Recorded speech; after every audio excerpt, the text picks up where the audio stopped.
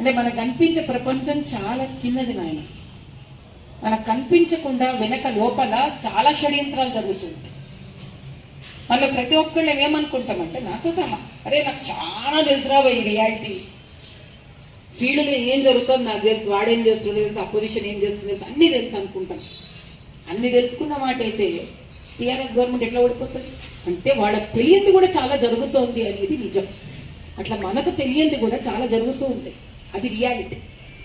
మరి మన కర్తవ్యం ఏంటంటే బీజేపీ ఎంత కలిసి మెలిసి ప్రతి కార్యకర్త లెవెల్ నుంచి కూడా వీళ్ళు పనిచేస్తారు, వీళ్ళు నిర్ణయించుకుంటే మనం వీళ్ళ ముందు నిలబడలేము అనేది నిరూపించే సమయం వచ్చింది.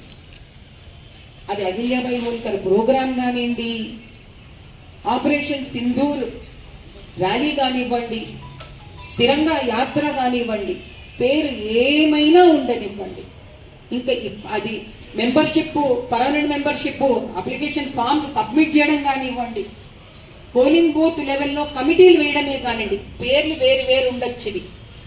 కానీ మనం సోషల్ మీడియా ఇంపార్టెంట్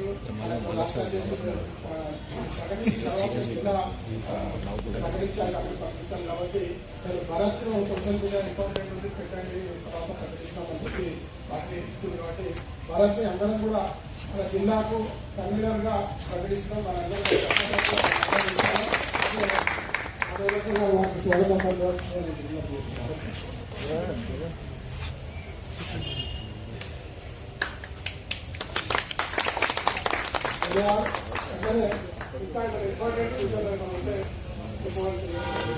గారు 18వ తేదీ డివిజన్ అధ్యక్షులకు సంబంధించింది సునీల్ కన్సల్ గారు మీటింగ్ ఉంటుంది. ఇన్ఫర్మేషన్ ఇచ్చిండ్రు, సూచన పత్రం రాలేదు.